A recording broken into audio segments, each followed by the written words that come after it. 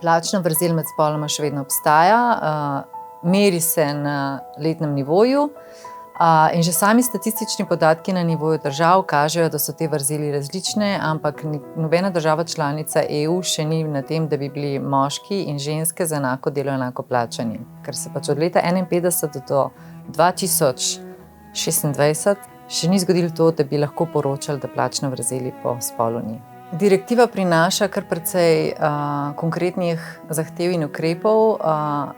Ključna priložnost je v tem, da delodajalci naredijo tudi nek notranji pregled delovnih mest, da se lotijo pregleda, kako se vrednoti delo,